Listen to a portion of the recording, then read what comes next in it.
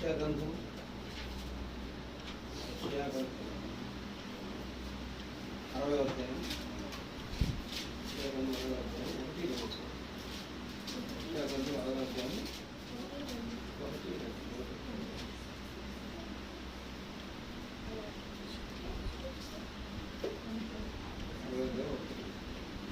నీకు వెలుగు వచ్చి ఉన్నది.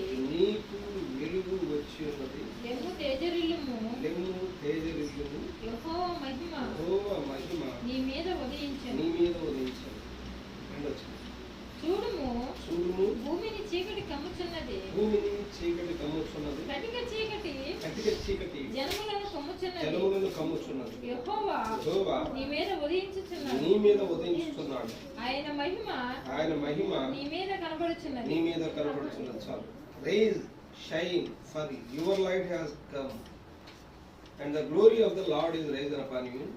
For behold, the darkness shall cover the earth, and deep darkness the people, but the Lord will rise over you, and His glory will be seen upon you. ప్రార్థిస్తున్నాం. మహిమ కలిగిన తండ్రి, పరిశుద్ధ యేసయ్య, నీ ఘనమైన పరిశుద్ధమైన పాదం స్తోత్రం తెలుస్తున్నాం. మరియు మరొకసారి ఈ యొక్క పరిశుద్ధ లేఖనంలో నుండి నాయన యెషయా గ్రంథం 60వ అధ్యాయంలో నాయన 1-2 వచనాలు మేము చదువుకోవడానికి, ధ్యానం చేసుకోవడానికి మీరు ఇచ్చిన కృపగా మీకు స్తోత్రం తెలుస్తున్నాను. ఆ ప్రవక్త వర్తమానంలో నుండి నాయన మేము కొన్ని విషయాలతో చూస్తుండగా మీ సన్నిధి మాతో ఉంచండి. సరైన గైడెన్స్ మీరు వారికి అనుభవించమని ప్రార్థన చేస్తున్నాం. పరిశుద్ధాత్మ వాతావరణం ఇక్కడ ఉంచండి. పరిశుద్ధాత్మ నడిపి మాకు అనుభవించండి. పక్షిరాజు నేత్రమును మా ప్రవక్త వర్తమానం ఇచ్చాడు. ఆ ప్రవక్త చూసిన నేత్రంలో మేము చూసే కృప దయచేయమని ప్రార్థన చేస్తున్నాం. సమస్త మహిమగంత ప్రభావం మీరు పొందండి. యేసుక్రీస్తుని దివ్య నామమున అడిగి వేడుచు ప్రార్థన చేస్తున్నాము. ఆమేన్.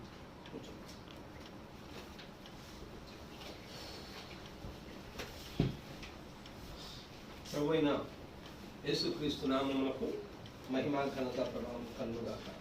ఆమేన్. హల్లెలూయా. ఈ చదువుల వాక్య భాగంలో నుండి 2 లేఖనాలు మనం చదువుకుందాం. ఒకటి యెషయా గ్రంథము 60వ అధ్యాయం 1వ వచనం. నీకు వెలుగు వచ్చి ఉన్నది. లెమ్ము తేజరిల్లుము. యెహోవా మహిమ నీ మీద ఉదయించును. ఈ చదువుల వాక్య భాగంలో నుండి షాలోము అనే వర్తమానం.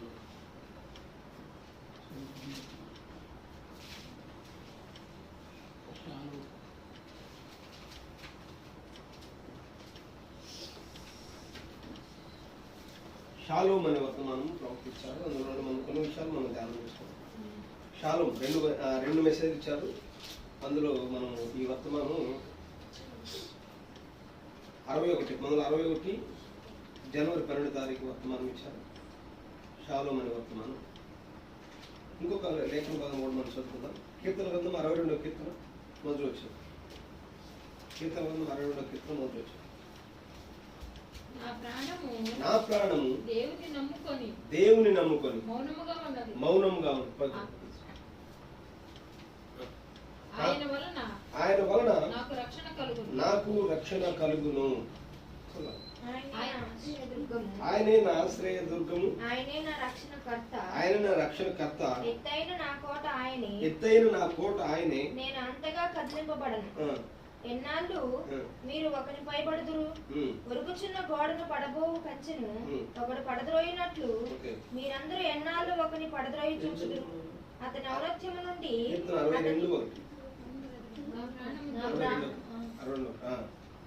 నా ప్రాణము దేవుని నమ్ముకొని మౌనంగా ఉన్నది. ఆయన వల్లే నాకు రక్షణ కలుగును. ఆయనే నా ఆశ్రయ దుర్గము మరియు ఆయనే నా రక్షణకర్త. ఎత్తైన నా కోట ఆయనే, నేనంతగా కదిలింపబడను. ఒరుగుచున్న గోడను పడబోవు కంచెను ఒకడు పడద్రోయినట్లు మీరందరూ ఎన్నాళ్ళు ఒకని పడద్రోయి చూచుదురు. అతని ఔన్నత్యము నుండి అతని పడద్రోయుటకే ఆలోచించుదురు. అబద్ధమాడుట వారికి సంతోషం. వారు తమ నోటితో శుభవచనములు పలుకుచు అంతరంగములలో దూషించుదురు. నా ప్రాణమా దేవుణ్ణి నమ్ముకొని మౌనముగా నుండుము. ఆయన వలననే నాకు నిరీక్షణ కలుగుచున్నది. ఆయనే నా ఆశ్రయదుర్గము, నా రక్షణాధారము. నా ఎత్తైన కోట ఆయనే, నేను కదిలింపబడను. నా రక్షణకు నా మహిమకు దేవుడే ఆధారము. ఆమేన్.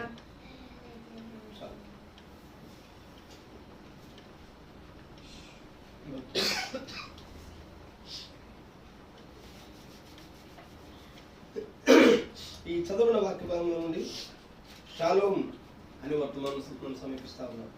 2 మెసేజ్ ఇచ్చారు ప్రవక్త షాలోమ్ అనే వర్తమానంలో.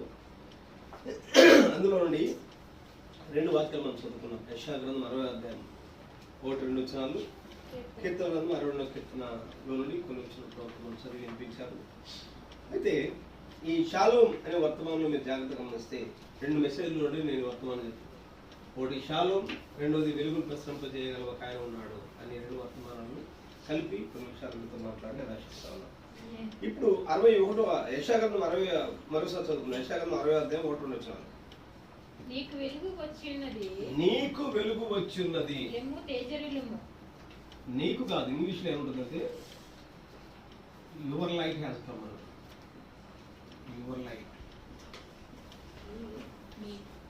యువర్ లైట్, నీ వెలుగు అని ఉంటుంది, నీకు కాదు.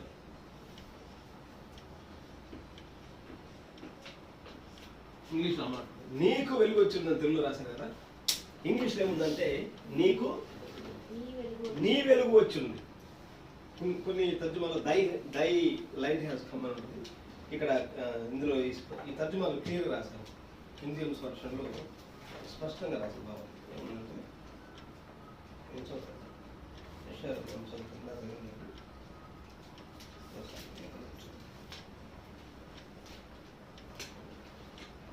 Arise, shine, లెమ్ము తేజరిల్లెము, for your light has come.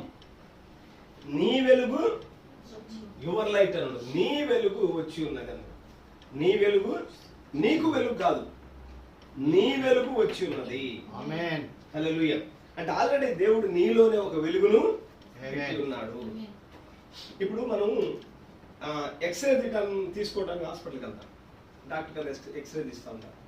ఒక పెద్ద టేబుల్ ఉంటుంది, ఆ టేబుల్ మీద పడుకోబెడతారు పేషెంట్ని. ఆ వ్యక్తి మీద ఒక పెద్ద మిషన్ ఏం చేస్తుంది, అలా పైకి అలా వెళ్ళిపోతాం ఎక్స్రే. అయితే ఎక్స్రే మిషన్లో ఏం లేదు, వెలుగు లేదు. మనలోనే ఒక వెలుగు ఉంటుంది, కాస్మిక్ లైట్. నీలో ఒక వెలుగును ఉంటుంది, ఆ వెలుగు తీసుకొని అది ఎక్స్రే రూపంలో చూపిస్తూ ఉంటుంది. అది ప్రకృతి సంబంధమైన విధానం. ఇక్కడ ప్రభు ఏం చెప్పంటే లెమ్ము నీ వెలుగు వచ్చి ఉన్నది అన్నాడు. అంటే దేవుడు ఆల్రెడీ నీలో ఒక వెలుగును పెట్టాడు. ఆ వెలుగు నిర్ణయ కాలంలో అది బయటకు రావాలి. నిర్ణయ కాలము బయటకు రావాలి. కొన్ని విషయాలు నేను తర్వాత చెప్తాను. నీ వెలుగు వచ్చి ఉన్నది, లెమ్ము 2వ వచనం. వచ్చి ఉన్నది మహిమ నీ మీద. 2వ వచనం. చూడుము భూమిని చీకటి కమ్ముచున్నది, కట్టిక చీకటి జనములను కమ్ముచున్నది. ఇక్కడ 2 విషయాలు ఉన్నాయి ఈ యెషయా గ్రంథం 1వ అధ్యాయం 1వ వచనంలో. ఒకటి చీకటి గురించి వ్రాయబడింది, 2 వెలుగు గురించి. లోకమేమో చీకటి కమ్మి ఉన్నది, దేశమంతా ఏం కమ్మి ఉన్నది, చీకటి కమ్మి ఉన్నది. 2వ వచనం చదవమ్మా. కట్టిక చీకటి జనములను కమ్ముచున్నది. కట్టిక చీకటి, చీకటి, కట్టిక చీకటి. కట్టిక చీకటి అంటే అసలు కనపడదు. అడుగు తీసి అడుగు వెళ్దామన్నా పక్కన ఏముందో కూడా, ఎవరు పక్కన ఉన్నారో కూడా కనపడదు. అంత కట్టిక చీకటి లోకమును కమ్మి ఉన్నది. అయితే నీ వెలుగు వచ్చి ఉన్నది. 2 విషయాలు ఉన్నాయి. నేను త్వరగా నా సందర్భాన్ని బట్టి, నాకున్న సమయాన్ని బట్టి నేను కొన్ని విషయాలు మీద పంచుకుంటాను. కట్టిక చీకటి అనే దాంట్లో నుండి ప్రవక్త 7 విషయాలు మాట్లాడాడు. వెలుగు అనే దాంట్లో నుండి నేను 14 విషయాలు చెప్పేసి నేను ముగిస్తాను. హల్లెలూయా. కట్టిక చీకటి అంటే 1 నెంబర్ 1 షైన్. అది షాలోమ్ అనే వర్తమానంలో 42వ పేర ఆదిలో ఉన్న చీకటి ఒకటి, ఆదిలో ఉన్న చీకటి. చాలా మనం మెసేజ్ చదువు 42. ఆ వ్యత్యాసము సరిగ్గా ఆదిలో భూమిని కటిక చీకటి కమ్మినట్లే ఉండి ఉన్నది. అది మరియు దేవుని ఆత్మ ఆ జలములపై అల్లాడుచు వెలుగు కలుగును గాక అని పలికెను. ఇప్పుడు ఆది కాండం 1:2 చెప్తుంది. ఆది కాండం 1:2 భూమి నిరాకారముగాను శూన్యముగాను ఉండెను, చీకటి అగాధ జలముల పైన కమ్మి ఉండెను. ఇది ఆదిలో ఉన్న చీకటి. ప్రారంభంలో ఒక చీకటి ఉంది. ఆ చీకటి భూమి అంతటిని కమ్మివేసింది, జలములను కమ్మివేసింది, అంత చీకటిని కమ్మివేసింది. ఈ చీకటిని ఛేదించడానికి, చీకటిని మరుగు చేయడానికి, చీకటిని దూరపరచడానికి ఒక వెలుగు అవసరమైనది. హల్లెలూయా. కాబట్టి నెంబర్ 1 మొట్టమొదటిది ఏంటంటే ఆదిలో ఉన్న చీకటి ఉన్నది. ఆదిలో ఉన్న చీకటి. 122 పేర కూడా చదువుకున్నాం. షాలోమోను వర్తమానంలో 122 పేర 122 పేర కూడా చదువుకున్నాం.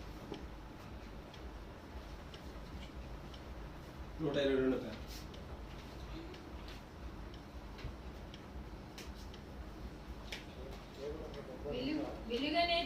వెలుగు అనేది లేకుండా ఉన్న ఈ చీకటి అంధకారపు భయంకరమైన గందరగోళ ప్రపంచము దేవుడిట్లు పలికెను వెలుగు కలుగును గాక అని. ఆదిలో కటిక చీకటి ఉన్నది. ఆ కటిక చీకటి అంధకారమును తీసివేయడానికి దేవుడు ఏం చేసేది? వెలుగు కలుగును గాక అని పలికాడు. కాబట్టి మొట్టమొదటి ఏంటంటే ఆదిలో ఉన్న చీకటి. నెంబర్ 2 రెండవది 52 పేర 52 పేర ప్రజల మీద ఉన్న చీకటి. పురుషుల మధ్యలోను ఏదో ఉన్నట్లు అనిపిస్తున్నది. వారు ఒకప్పుడు కలిగినటువంటి అది ప్రజల మీద ఉన్నటువంటి 52 పేర అది ప్రజల మీద ఉన్నటువంటి ఆ కటిక చీకటి అయి ఉన్నది. ప్రజల మీద కూడా ఒక చీకటి ఉందట. జనాలు మనుషులు అనుకుంటారు నేను వెలుగులో నడుస్తున్నాను అనుకుంటున్నారు, కానీ వాస్తవానికి వాళ్ళు చీకట్లో నడుస్తున్నారు. లోకము, ప్రజలు, మనుషులు చీకట్లో నడుస్తా ఉన్నారు. చదవాలి 54 పేర కూడా 54 పేర అందరూ 54 పేర అది మరియు అది మరలా మనకు సంభవించున్నది. మనము జీవిస్తున్న ఈ దినముల గురించి బైబిల్ గ్రంథం మాట్లాడుచు మరియు ఈ సంగతులు సంభవించుచున్నవని చెప్పినది. ప్రజలను కటిక చీకటి ప్రజల మీద కటిక చీకటి కమ్ముచున్నది. మరియు ప్రజలు చేయాలనుకుంటారు కానీ ఊరికే దాన్ని చేయలేకపోవటము. ప్రజల మీద ఉన్న ఆ కటిక చీకటి ఎటువంటిదంటే వెలుగును ప్రసరింపజేయగల ఒక ఆయన ఉన్నాడు. మెసేజ్ 144 పేర వెలుగును ప్రసరింపజేయగల ఒక ఆయన ఉన్నాడు. 144 పేర ప్రజల మీద ఎటువంటి 144 పేర. ఈనాడు మనం ఎటువంటి చీకటిలో ఉన్నామో చూడండి. ఈనాడు ఏమి జరుగుతున్నదో చూడండి. హత్యలు ఇది చీకటి అంటే ఇది హత్యలు, మానభంగాలు, అల్లర్లు జరుగుటను చూడండి. పసిపిల్లల మీద రేపు జరుగుతా ఉన్నాయి, మర్డర్లు జరుగుతా ఉన్నాయి, మానభంగాలు జరుగుతున్నాయి.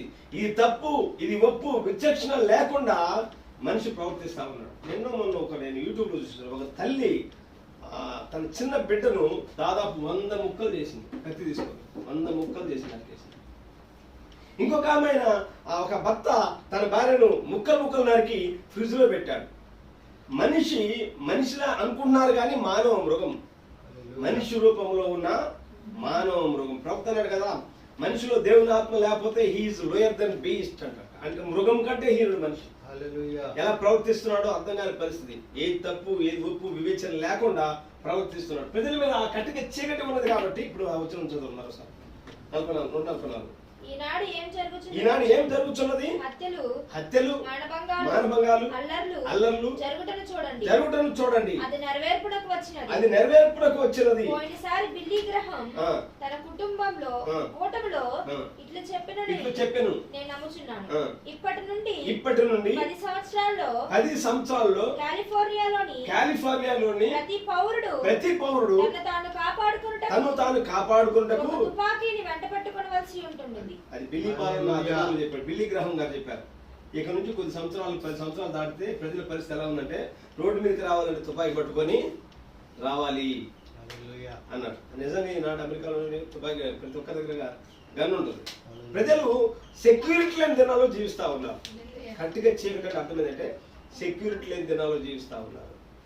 దేవుని కుమారుడికి అనువైన స్థలం కాదు ఈ భూమి. తప్పని పరిస్థితి బయటకు వెళ్తాం తప్ప మనం ఇంట్లో సాధ్యమైనంత ఎక్కువ ఇంట్లోనే ఉండాలి. తప్పని పరిస్థితి మన కుటుంబాలు జీవనోపాధి కోసం బయటకు వెళ్తున్నాం. అయితే బయటకు వెళ్తే ఓ దేవుని కుమారుడికి ఈ లోకం అనువైన స్థలం కాదు. మీరు గమనించండి. మీరు షాపుకి వెళ్ళిన షాప్ వాళ్ళు కూడా ఊరుకుంటున్న దేవుని పిల్లల మీద కోపడుతూ ఉంటారు. మీరు బస్సు ఎక్కిన కండక్టర్లు కానీ ఎవరైనా కారణం లేకుండా కోపడుతూ ఉంటారు.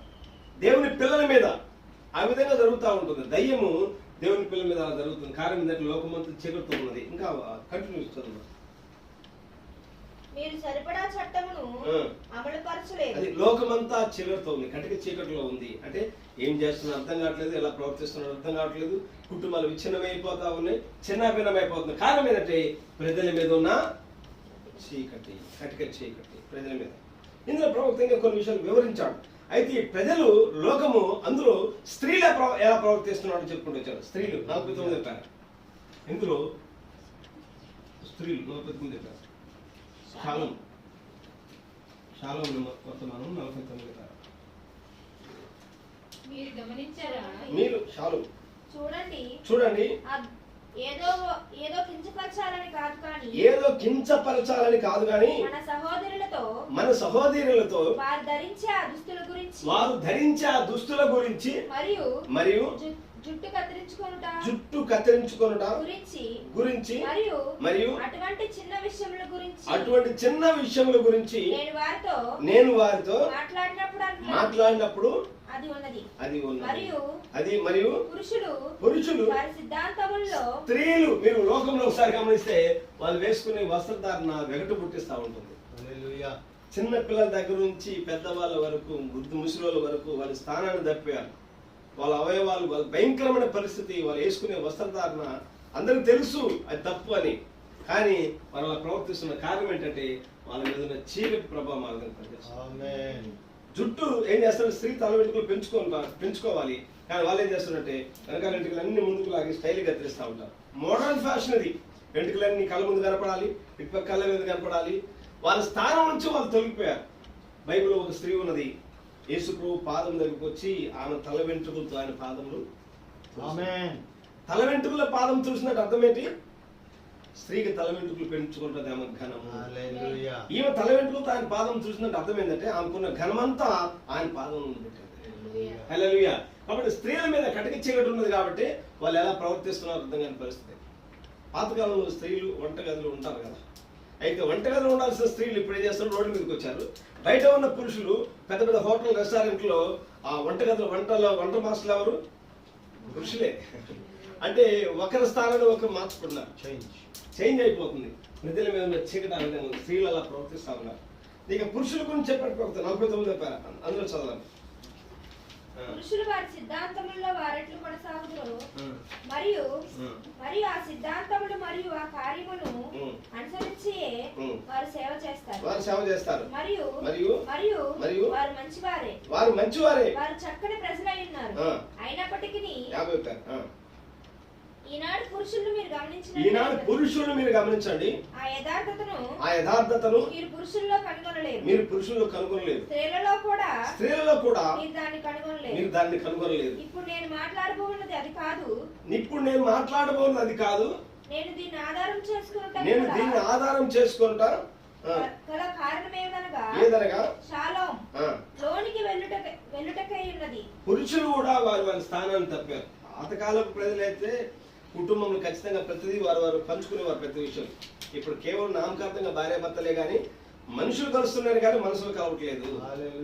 ఎవరి విధానంలో వాళ్ళు ఉంటారు. ఏం చెప్పాలో అంతవరకు చెప్తున్నారు, ఏం మాట్లాడుకోవాలి అంతవరకే మాట్లాడుకుంటున్నారు. టైం పాస్ కోసం కుటుంబాలే కానీ ఆ కుటుంబాలు సమాధానం లేదు, నెమ్మది లేని పరిస్థితి అయిపోయింది. పురుషులు చీకట్లో ఉన్నారు. కారణం ఏంటంటే కట్టిక చీకటి పురుషుల మీద కూడా ఆ విధంగా ఉన్నది. నెక్స్ట్ మూడో విషయం చెప్పండి ప్రవక్త.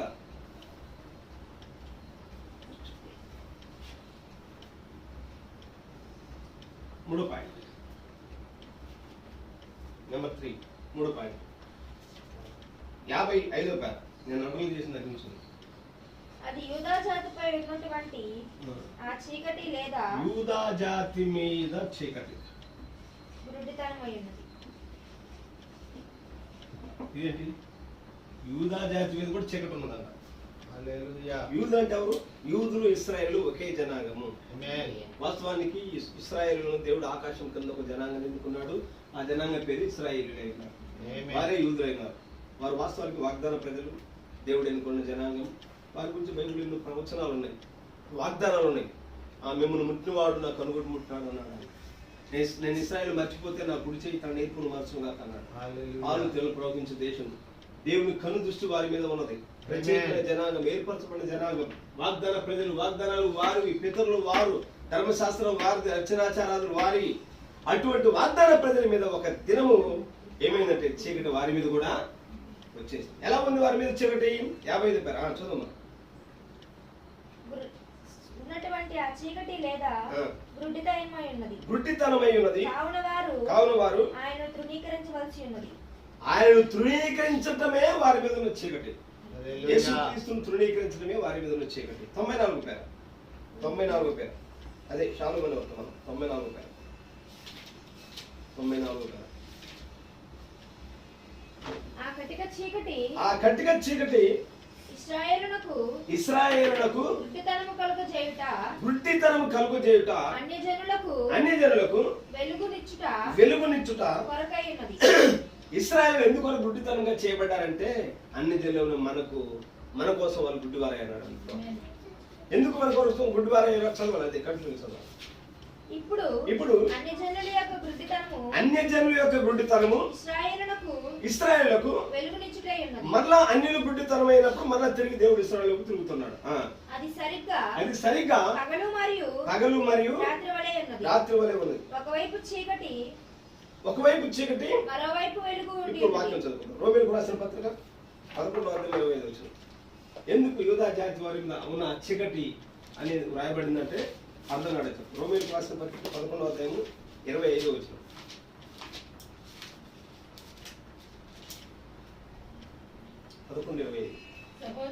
సహోదరులారా, మీ దృష్టికి మీరే బుద్ధిమంతులమని అనుకొనకుండునట్లు ఈ మర్మము మీరు తెలుసుకొనకూర్చున్నారు. ఏమనగా అన్యజనుల ప్రవేశము సంపూర్ణమగు వరకు ఇశ్రాయేలునకు కఠిన మనసు కొంత మట్టు కలిగను. మీరు ఇంటికి వెళ్ళిన తర్వాత రోమపత్రిక 11వ అధ్యాయం అంతా జాగ్రత్త చదవండి. ఇక్కడ 2 చెట్ల గురించి చెప్పాడు పౌలు.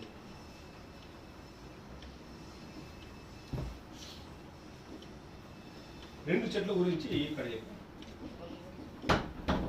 ఒకటేమో ఒలివ చెట్లు, ఒకటేమో అడవి ఒలివ చెట్లు. ఒకటి ఒలివది, ఒకటి అడవి ఒలివది.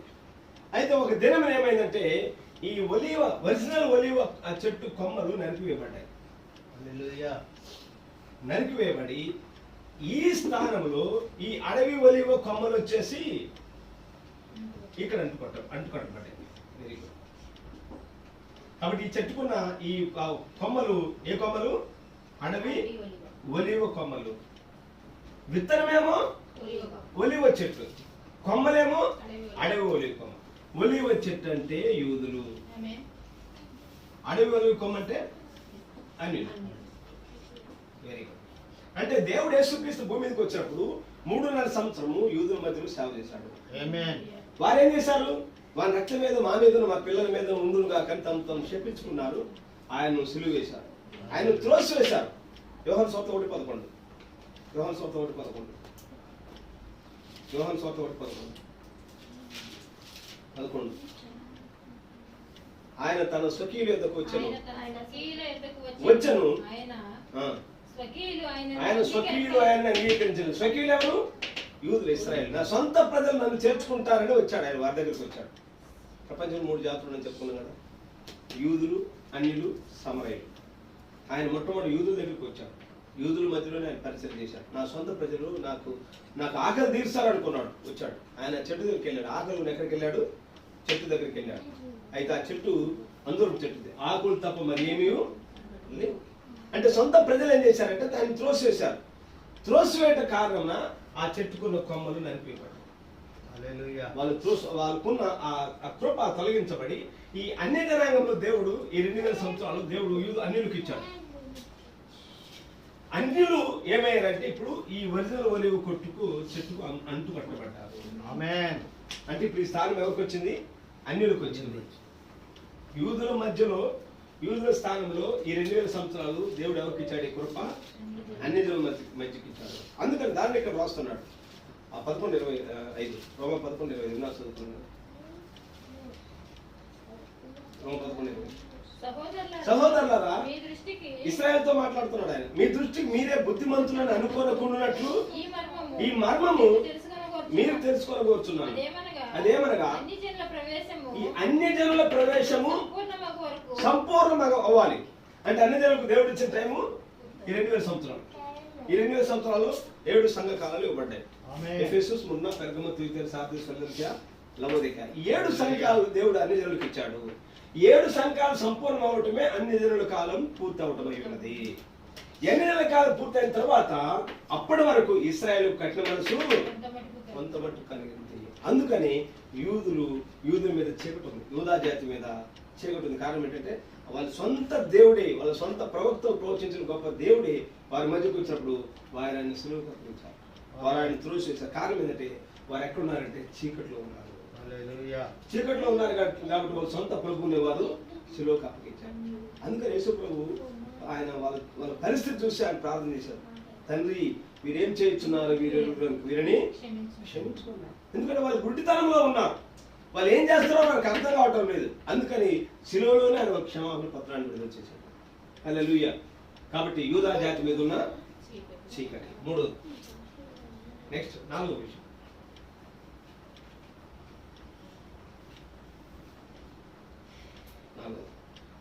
56 సంఘం మీద ఉన్న చీకటి.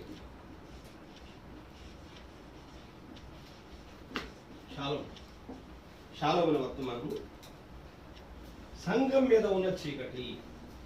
ఈనాడు సంఘములపై మరియు అటువంటి వాటిపై ఉన్నటువంటి కటిక చీకటి.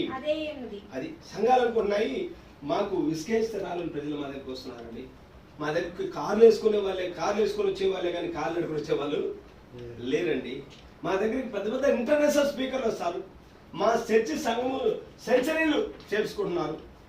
మా సంఘము పాలు పోసి పాలెత్తొచ్చు అని చర్చిలను చూసి మోసపోతున్నారు. సంఘాలను చూసి మోసపోతున్నారు. చర్చి గోడలను చూసి మోసపోతున్నారు. వేసుకున్నాడు కదా, మీరు ఎరుసలేము మందిరాన్ని చూసి మురిసిపోతున్నారు. ఇది రాతి మీద రాయి ఒకటైనా పడదలో పడకుండా పడదలో పడే కాలం వస్తుందని చెప్పాడు. అలానే సంఘాలు కూడా వారి సంఘాల మీద, వారి సంఘ సిద్ధాంతాల మీద ఆధారపడ్డారు. అందులో చదువు కింద పేర 49 పేర 49 పేర షాలోము 49.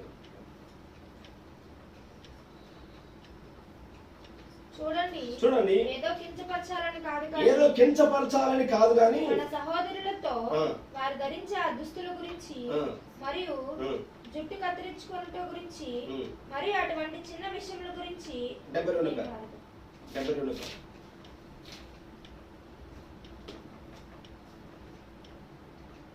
ఇప్పుడు ఏ సంఘ శాఖ ప్రజల పట్లైనా నాకు ఎటువంటి వ్యతిరేకత లేదు. కానీ ఆ సిద్ధాంతములు తప్పై ఉన్నది. కనుక వాటికి వ్యతిరేకంగా నేను ఆలోచించుటకు నాకు ఎంతో ఉన్నది. మరియు ప్రవక్త కొత్త మనం చెప్పాడు, మత సంస్థలకు, మత సంఘ శాఖలకు నేను ఎందుకు వ్యతిరేకని అన్నాడు. ఆ వ్యక్తికి నేను వ్యతిరేకం కాదు, కానీ వారు నమ్మే సిద్ధాంతాన్ని నేను వ్యతిరేకం. ప్రపంచంలో దాదాపు ఇంచుమించు 3,000 సంఘాలు ఉన్నాయి. వారందరూ ప్రతి ఒక్కరు ఏం చేస్తున్నారంటే వారు నమ్మిన సిద్ధాంతం మాది సత్యం, మాది పక్షం అంటున్నారు. రోమన్ కథోలికులు మరేనా ఆరాధిస్తారో అది పెద్ద చీకటి. తర్వాత దాని గురించి నేను చెప్తాను. యెహోవా సాక్షులు అనేవారు, అది వాళ్ళు చార్లెస్ తేజే రస్సిల్ అనే అతను 18వ శతాబ్దంలో సంస్థ స్థాపించాడు. వాళ్ళ సిద్ధాంతం ఏంటంటే యెహోవాయే దేవుడు, యేసుక్రీస్తు దేవుడే, అది వారి సిద్ధాంతం. చర్చ్ ఆఫ్ క్రైస్ట్ క్రీస్తాంగం వారు ఆ డ్రమ్ములు కొట్టకూడదు, కజ్జలు కొట్టకూడదు, అది మహా గొప్ప పాపం అన్నట్టు వాళ్ళు మాట్లాడుతూ ఉంటారు. వాళ్ళు డబ్బులు ఇచ్చి బాప్తిస్మాలు ఇవ్వచ్చు, వాళ్ళు రకరకాలు చేసుకుంటూ ఉండొచ్చు. వాక్య విధానం కూడా కంప్లీట్ తప్పారు వారి సిద్ధాంతాలు అవి. ఇట్లా ఒక్కొక్కరు ఒక్కొక్క సిద్ధాంతంలో ఉన్నారు. ఈ కారణం ఏంటంటే వారు చీకట్లో ఉన్నారు. సంఘాలు నాడు చీకట్లో ఉన్నాయి. అదే లవోదిక సంఘంతో మాట్లాడుతున్నాడు కదా, లవోదిక సంఘం చీకట్లో ఉన్నది. ఏం మాట్లాడుతున్నా అర్థం కావట్లేదు, ఏం బోధిస్తున్నారో అర్థం కావట్లేదు. సంఘాలకు వెళ్తున్నాం వస్తున్నాం అంతే తప్ప ఆ పాస్టర్ గారు ఏం బోధిస్తున్నారో వివేచించే జ్ఞానం కూడా విశ్వాసం ఉండట్లేదు. కారణం ఏంటంటే సంఘాలు చీకట్లో ఉన్నాయి. నెక్స్ట్ 5వది 72 కాదు, ఆలస్యం చీకటి. మొట్టమొదటిసారిగా లేచిన సిద్ధాంతం ఏదనగా అది రోమన్ కథోలిక్ సంఘం యొక్క Roman Catholic mission, Roman Catholic యొక్క సిద్ధాంతము రోమన్ సంఘం యొక్క సిద్ధాంతమై ఉన్నది. మరియు ఇప్పుడు ఆ సంఘము అప్పటి నుండి సరిగ్గా అంధకారంలో ప్రతిబింబించున్నది. అంధకారంలో ఉన్నది. రోమన్ కథోలిక్ సంఘము చీకట్లో ఉన్నది, అంధకారంలో ఉన్నది. అప్పటి నుంచి చెప్పే వరకు దాదాపు పెర్గమ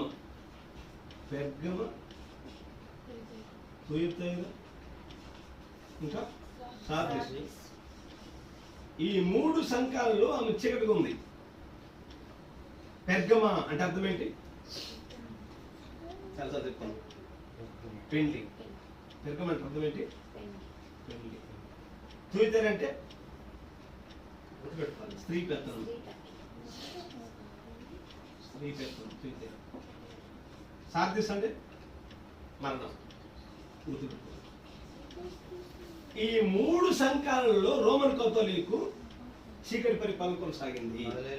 దాదాపు 1000 సంవత్సరాలు, 3వ శతాబ్దం నుంచి 17వ శతాబ్దం వరకు రోమన్ కథోలిక్ చీకటి అంధకారంలో నడిచింది. అప్పుడు బైబిల్ మనలాగా పబ్లిక్ చదువుకోవడానికి లేదు. రోమ్లో గొలుసులతో బంధించబడింది బైబిల్. 17వ శతాబ్దం దేవుడు మార్టిన్ లూథర్ లేపాడు. మార్టిన్ లూథర్ ప్రభువుని నమ్ముకున్నాడు. ఆయన ఒక అడ్వకేట్. ఆ తర్వాత ఆయన సన్యాసి మఠంలో చేరాడు. సన్యాసి మఠంలో చేరిన తర్వాత ఆయన రోమ్ వెళ్ళాడు. రోమ్ వెళ్ళి ఆ బైబిల్ గొలుసులతో బంధించిన ఆ బైబిల్ను మోకాల మీద చదివాడు ఆయన. మార్టిన్ లూథర్ మోకాల మీద చదివిన తర్వాత అప్పుడు బైబిల్ ఆయనకు ఒక వాక్యం కనబడింది రోమపత్రంలో, నీతిమంతుడు విశ్వాసం మూలముగా జీవించును. ఆ వాక్యం చదివి దేవుడు ఆ వాక్య విలువతో ఆయనతో మాట్లాడాడు. నిజమే, నీతిమంతుడు విశ్వాసం మూలంగా జీవిస్తాడు. అంతేగాని కోపశివులు పాపం చెప్పడం ఏంటి అని ఆ రోమన్ ఆ పురద్వారాల మీద 95 తప్పులు అంటించి రోమన్ కథోలిక్ మీద బయటకు తీసుకొచ్చిన ఆ చీకటి పరిపాలన, దాని మీద గొప్ప విజయం, గొప్ప పోరాటం చేసిన యోధుడు అంటే మార్టిన్ లూథర్. చీకటి కాలంలో దాన్ని నీచీకరణ అన్నారు. అప్పుడు రోమన్ కథోలిక్ చీకటి ఏంటంటే 3వ శతాబ్దం నుంచి 17వ శతాబ్దం వరకు ఈ 3 సంఘాలు పెర్గమ, తుయితైర్, సార్డిస్ సంఘాలలో రోమన్ కథోలిక్ పెత్తనం కొనసాగించింది. అది అంధకారము, అది ఆలస్యం. రోమన్ కథోలిక్ యొక్క చీకటి అయి ఉన్నది. ఎన్ని చెప్పుకున్నాం? 6. 79 కాదు,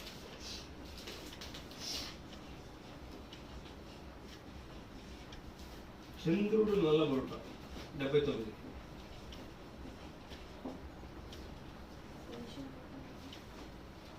మరియు సరిగ్గా యెరూషలేమునకు ప్రయాణం వెళ్ళుటకు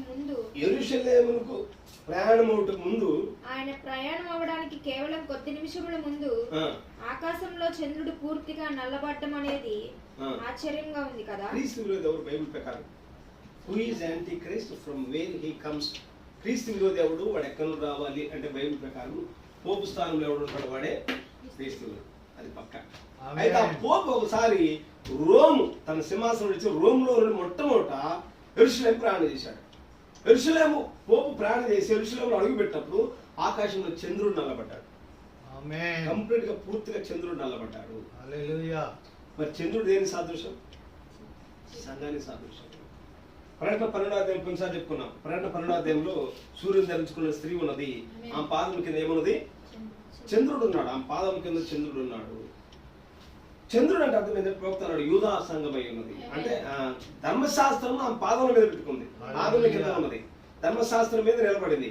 అయితే సూర్యుడు ధరించుకుంది. కొంతకాలం అయిన తర్వాత సూర్యుడు యేసుక్రీస్తు భూమికి వచ్చినప్పుడు ఆ ధర్మశాస్త్ర ఆ చీకటిలో నుండి ఆ సూర్యుడు నీతి సూర్యుడు యేసుక్రీస్తు ఎదుగు వచ్చింది ఆమె సంఘం.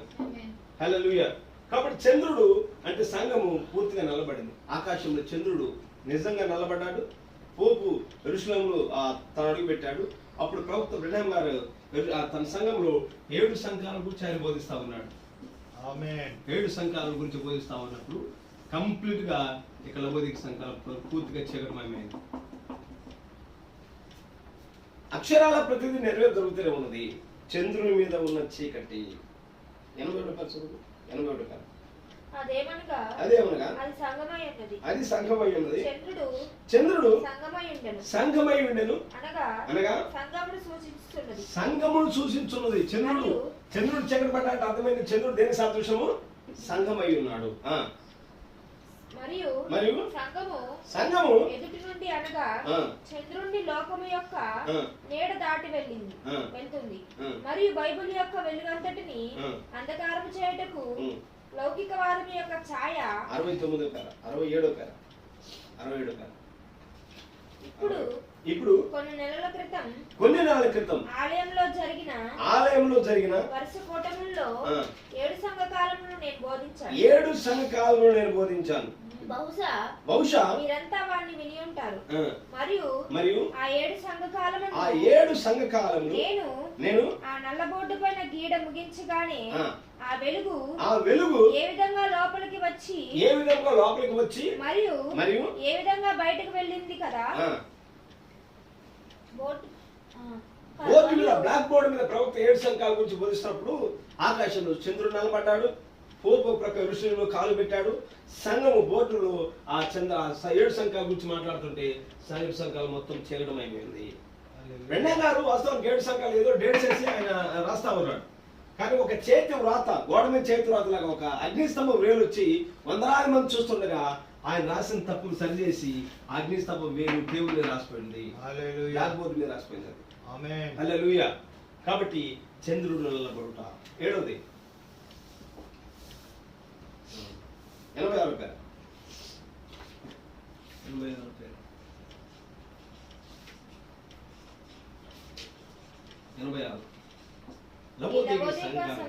లవోదిక సంఘకాలం చివరి కాలం, చివరి కాలం. లవోదిక సంఘకాలము అంధకారమైంది. అంటే మీరు 7 సంఘాలు పట్టణం గమనిస్తే చివరి సంఘకాలం పూర్తి అంధకారంతో ఉన్నది, చివరిలో ఉన్నది. అంటే పూర్తిగా చీకటితో ఉన్నది. ఫోటో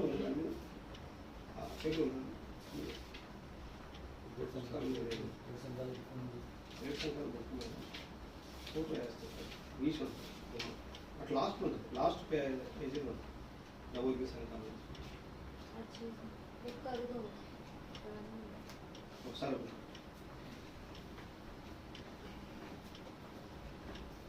లవోదిక సంఘకాలం ఇంతకుముందు పాతకాలంలో వేసేవారు ఆ బొమ్మ, ఇప్పుడు తీసేసారు. లాస్ట్ చివరి సంఘకాలం లాస్ట్ పూర్తి కంప్లీట్ చీకటమైంది. కాబట్టి లవోదిక సంఘకాలం అంధకారమైంది. అన్ని కాలాల కన్నా ప్రభువును బయటకు నెట్టేసిన కాలమే లవోదిక సంఘకాలం. ఎందుకంటే ఆయన అన్నాడు, ఇదిగో నేను తలుపులో తెలుసుండి. ఏ తలుపుని అలవాటు చేశారు సంఘాలు? హృదయం తలుపుని అలవాటు చేశారు. కానీ దేవుడు ఇక్కడ సంఘం తలుపులో తెలుసు. ఆదికాండం 3వ అధ్యాయంలో దేవుడు అవ్వాలను బయట నెట్టేస్తే ప్రకటన 3వ అధ్యాయంలో సంఘమే ప్రభువును బయట నెట్టేసింది. అంత భయంకరం చీకటి. సంఘాల వాస్తవాలు ప్రభు లేడు. ఇప్పుడు సంఘాలు ఏమున్నాయంటే సంఘాలు ఆచారాలు ఉన్నాయి, సంఘాలు అలవాట్లు ఉన్నాయి, సంఘాలు ఎలక్షన్లు ఉన్నాయి, సంఘాలు సెలక్షన్లు ఉన్నాయి, సంఘాలు రాజకీయాలు ఉన్నాయి, సంఘాలు పెద్దరికాలు ఉన్నాయి, సంఘాలు ముఠాతత్వాలు ఉన్నాయి, సంఘాలు పార్టీతత్వాలు ఉన్నాయి. సంఘాలు ఇవన్నీ లోపల పెట్టుకుని ప్రభును బయటకి ఇప్పుడు పంపించారు. రాజకీయాలు వస్తాయి, ఆ రాజకీయ నాయకుడు చేసి పులిపిడి దగ్గరకు వచ్చి చేస్తూ ఉంటారు. సంఘాల దగ్గర గూడు పుట్టాలందరూ రాజకీయం వ్యాపారం జరుగుతుంది. సంఘ పేరు మీద ఏం జరుగుతుందంటే వ్యాపారం జరుగుతుంది, ఆత్మ సంబంధం వ్యాపారం. ఇది లవోదిక సంఘాల చీకటి. ఈ కాలం ప్రజలు మంచి వాళ్ళే, ప్రజలు మంచి వాళ్ళే. 95 చక్కని ప్రజలు ఆ సంఘానికి వెళ్ళే ప్రజలు మంచి వాళ్ళే. ప్రార్థనకి వెళ్తారు, దశమ భాగాలు ఇస్తారు, కన్నీరు కాస్తారు, దేవుని సందులో భయం కలిగి ఉంటారు, వాళ్ళు చాలా భక్తిగా జీవిస్తూ ఉంటారు. సంఘాలకు వెళ్ళే ప్రజలు మంచివారే, యథార్థవంతులే, మంచి ప్రజలు సైతం విషయంలో పట్టబడి ఉన్నారు. మరియు యోసేపు వలె వారు చాలా యథార్థవంతులై ఉన్నారు. చూడండి ఆయన వారితో లేకుండాను. అయితే వారితో ఆయన లేకుండాను. ఎలా లేకుండా ఉన్నారంటే యేసు 12 సంవత్సరాల బాలుడు, 12 సంవత్సరాల వయసులో బాలుడుగా ఉన్నప్పుడు ఒక పస్కా పండుగ వచ్చింది. పస్కా పండుగ వచ్చినప్పుడు దేశంలో ఎక్కడున్నా కానీ యూదులు ఇశ్రాయేలు యెరూషలేము వస్తారు ఖచ్చితంగా. అప్పుడు వీళ్ళు నజరేతులో ఉన్నారు కాబట్టి వారు ఏమనుకున్నారంటే ఆ పస్కా పండుగకు యెరూషలేము వస్తా ఉన్నారు. మరియా యోసేపులు యెరూషలేము వస్తున్నారు. అంటే యేసు ప్రభు బాలుడుగా ఉన్నాడు, 12 సంవత్సరాల వయసు బాలుడుగా ఉన్నాడు. ఆయన మాతో పాటు ఉన్నాడులే, మాతో పాటు వస్తున్నాడులే అనుకొని 3 రోజులు ప్రయాణం చేశారు. 3 రోజులు ఆయన లేకుండానే ప్రయాణం చేశారు. ఆయన వారితో లేకుండాను. 99 పేర 3 రోజులు అయిన తర్వాత వారు పండుగలోకి వెళ్ళిన తర్వాత ఆయన కనపడలేదు. ఏడు మన ప్రభు బాలుడు, ఏడు యేసు ప్రభు అని మళ్ళీ వాళ్ళు ఎత్తుకుంటూ ఆయన మళ్ళీ యెరూషలేముకి వచ్చేసరికి అక్కడ ఆయన బోధకుల మధ్య కూర్చొని మాట్లాడుతూ ఉన్నాడు. హల్లెలూయా. వయసు ఎంత? 12 సంవత్సరాలు. పండిపోయిన మేధావులతో మాట్లాడుతున్నాడు. ధర్మశాస్త్రం ఎరిగిన వారు, క్షుణ్ణంగా ఎరిగిన వారు, ముక్క అధ్యయనం చేసిన వారు, ధర్మశాస్త్రం నికోదేము లాంటి వారు, రినౌన్ ప్రీచర్స్, అటువంటి వాళ్ళ దగ్గర బలపం కూడా పట్టినటువంటి పసిబాలుడుగా ఉన్న ఆయన వారితో లేఖనాల గురించి తర్కిస్తా ఉన్నాడు. వారిద్దరు అలసిపోయి ప్రభు దగ్గరికి వచ్చి అప్పుడు మరి అన్నది, అయ్యా 99 నీ తండ్రి అయిన యోసేపు మరియు నేను కన్యలతో ఇక్కడ మరియా పొరపాటు చేసింది అన్నట్టు. మరియా చేసిన పొరపాటు ఏంటంటే యోసేపును యేసు ప్రభు తండ్రి అని పరిచయం చేయడానికి ప్రయత్నం చేద్దాం. నీ తండ్రి యోసేపు, నేను నీ కోసం ఎదుగుతున్నానయ్యా అని. కాబట్టి యేసు ప్రభు ఏమన్నాడంటే నేను నా తండ్రి పనుల మీద ఉన్నాను అంటే యేసు ప్రభు వాక్యం విన్నాడు. వాక్యం మరీ సరి చేసింది అక్కడ. హల్లెలూయా. ఇప్పుడు చదవండి 99 పేర, 100 పేర, 100 పేర. ఆయన ఆమెతో ఏమి చెప్పాను? నేను నా తండ్రి పనుల మీద ఉండవలనని మీరు ఎరుగురా. వాక్యం సరి చేసింది. 102 పేర, 102 పేర. ఆమె వాక్యం సాక్ష్య పునాది విచ్ఛిన్నం చేసినట్ట మరి. 102 పేర. ఆ సాక్ష్య పునాదిని ఆమె విచ్ఛిన్నం చేసినది. మరి ఆ సాక్ష్య పునాదిని విచ్ఛిన్నం చేసినట్టు. ఏ సాక్ష్య పునాదిని? ఆమె తెలుసు కదా, పరిశుద్ధాత్మ నిన్ను కమ్ముకొను, పరిశుద్ధాత్మ ఆమె గర్భము ధరించడానికి దూత చెప్పాడు కదా, దానికి ఆమె సాక్ష్యం కదా. ఇప్పుడు ఆమె ఎవరు గర్భం ధరించింది? పరిశుద్ధాత్మ గర్భం ధరించింది. యేసు పుట్టాడు. అప్పుడు యేసుకు తండ్రి ఎవరు? పరిశుద్ధాత్మ. యేసుకు తండ్రి పరిశుద్ధాత్మని ఆమె తెలిసి కూడా ఆమె ఏమంటుందంటే యోసేపు యేసుకు తండ్రికి పరిచయం చేయాలని చూస్తుంది. సాక్ష్యాన్ని ఆమె విచ్ఛిన్నం చేసింది అన్నమాట. హల్లెలూయా.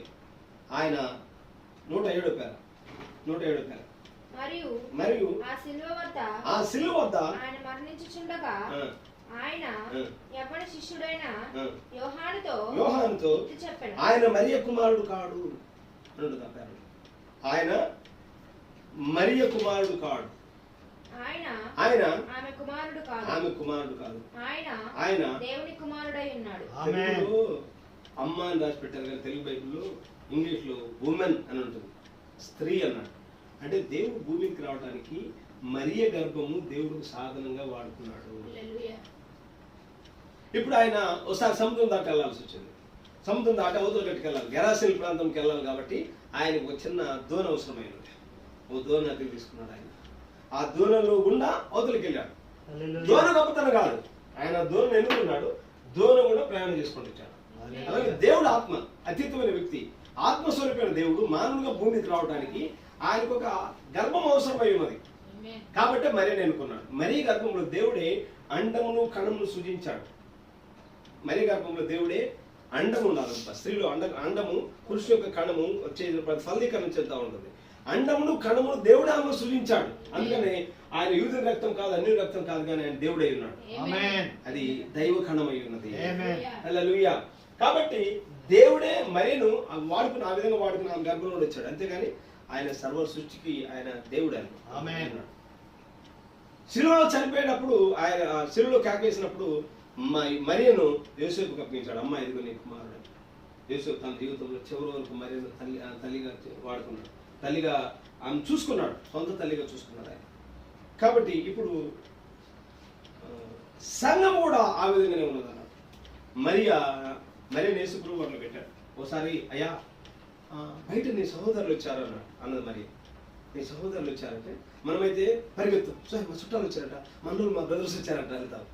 అప్పుడు యేసుప్రభు అన్నాడు, ఎవరు నా సహోదరులు, ఎవరు నా సహోదరులు అని శిష్యులు చూసి అల్పులైన వీళ్ళే నా సహోదరులు అన్నారు. అంటే ఎవరైతే వాక్యం కోసం ఉన్నారో, ఎవరైతే నాతో పాటు ఉన్నారో, నా వాక్యం కోసం ఎవరైతే దాహంగా ఉన్నారో, నా వాక్యం ఎవరిలో ఉన్నదో వారే నా సహోదరులు. లోకస్తులకు బంధువులు, రక్త సంబంధికులు చుట్టూ జనాలు ఉంటారు. కానీ దేవుని పిల్లలకు మాత్రము ఈ ప్రపంచవ్యాప్తంగా పెళ్లి కుమార్తె, అమెరికాలో ఒకరు, జర్మనీలో ఒకరు, జపాన్లో ఒక, అరణ్యంలో ఇండియాలో ఒకరు, వివిధ స్థానాల్లో వారందరూ వధువు యొక్క పుష్పగుచ్చమన్నారు. వారు దేవుని కుమారులు, దేవుని కుమార్తె. హల్లెలూయా. అది మరియ స్థానం. ఒక ఆయన నాడు మరియ లేకపోతే యేసుప్రభు ఎలా పుట్టాడండి? మరియ లేకపోతే యేసుప్రభు ఎలా పుట్టాడు? మరియ ద్వారా వచ్చాడు కాబట్టి మరియని మనం గొప్ప ఆరాధించాలన్నాడు. మరి ఎంత పరిశుద్ధురాలు కాబట్టి యేసుప్రభు పుట్టాడండి అన్నాడు ఆయన. అక్కడ పాస్టర్ గారు అన్నాడు, మరియని కన్నా వాళ్ళ అమ్మ ఎంత పరిశుద్ధురాలు కాబట్టి మరియ పుట్టింది అన్నాడు. కాబట్టి దేవుడు భూమికి రావడానికి మరియని వాడుతున్నాడు. ప్రజలు లవోదికయ సంఘాల ప్రజలు మంచి వాళ్ళే, భక్తి పరులే, కానీ వాళ్ళు వెళ్తున్న సంఘాలు, వాళ్ళ సిద్ధాంతాలు చీకటిమయంగా ఉన్నాయి. ఇది లోకము లెమ్ము తేజరిల్లుము, భూమి చీకటిని కమ్యూని. చీకటి కమ్యూని అంటే ఇదిగో ఈ విధానంలో చీకటి కమ్యూని. అక్షరార్థం మనకు కనబడే చీకటి అని కాదు అర్థం. ప్రజలు ఈ విధంగా ఆదిలో చీకటి ఉంది, ప్రజల మీద ఎట్లా చీకటి ఉంది, యోధా జాతి మీద ఎలా చీకటి ఉంది, సంఘాల మీద ఎలా చీకటి ఉంది, రోమన్ కథలకు చీకటి, చంద్రుడు ఎలా నిలబడటం, లవోదికయ సంఘాలు ఇప్పుడు ప్రజలు ఎలా చీకటిలో ఉన్నారు అనే దాని గురించి యెషయా ముందుగానే ప్రవచించాడు ఆయన. ఇంత చీకటి కాలంలో ఉన్నప్పుడు లెమ్ము నీ వెలుగు వచ్చున్నదన్నాడు. ఇప్పుడు ప్రవక్తన్నాడు. ఇప్పుడు అదే షాలోమోను మెసేజ్. ఇప్పుడు మనం 110 చదువుతున్నాం. అయితే ఏర్పరచబడిన వారలారా, ఇప్పుడు వెలుగు సంగతి ఏమిటి? ఇప్పుడు ఏం చెప్పుకున్నాము? చీకటి గురించి. ఇప్పుడు వెలుగు సంగతి ఏమిటి అన్నాడు. చీకటి మాట్లాడుకుంటూ వచ్చి ఇప్పుడు ప్రవక్త వెలుగు సంగతి ఏమిటి అన్నాడు. ఈ షాలోమోను అనే వర్తమానంలో వెలుగును ప్రసరింపజేయగల ఒక ఆయన ఉన్నాడు. ఆ 2 వర్తమానంలో దాదాపు 14 విషయాలు నేను రాసిపెట్టాను. కొంచెం మీరు ఓపిక పడితే నెంబర్ 1, ఒకటి వెలుగు సంగతి ఏమిటి, వెలుగును ప్రసరింపజేయగల ఒక ఆయన ఉన్నాడు. 91 ఇంకా షాలోమ్ 117 పేరు. షాలోమోను వర్తమానం 117 పేరు. ఐగుప్తు ధనము కంటే క్రీస్తు విషయమైన ఎంత గొప్ప భాగ్యమని ఎంచుకొని మోషే ఐగుప్తు నుండి విడిచిపోయారు.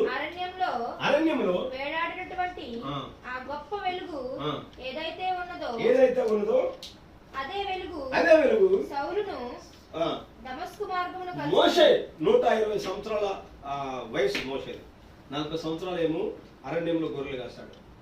40 సంవత్సరాలు ఆయన ఫరో కుమార్ దగ్గర పెరిగాడు, యువరాజుగా పెరిగాడు. 40 సంవత్సరాలు గొర్రెలు కాశాడు. 40 సంవత్సరాలు మాత్రమే సేవ చేశాడు, పరిచర్య చేశాడు. హల్లెలూయా. అయితే ఒక దినం ఆయన గొర్రెలు కాసుకుంటూ మామ దగ్గర వెళ్ళి ఆ పర్వతానికి వెళ్ళినాక అక్కడ ఒక మండుచున్న పొద కనపడింది. ఆ మండుచున్న పొదలో వెలుగు మోషేను దర్శించింది. ఈ వెలుగు ఎవరో కాదు కానీ ఇశ్రాయేలు పగలు మేఘస్తంభంగా, రాత్రి అగ్నిస్తంభంగా ఉన్న వెలుగే మండుచున్న పొదలో మోషేను కనబడింది. వెలుగు సంగతి ఏమిటి?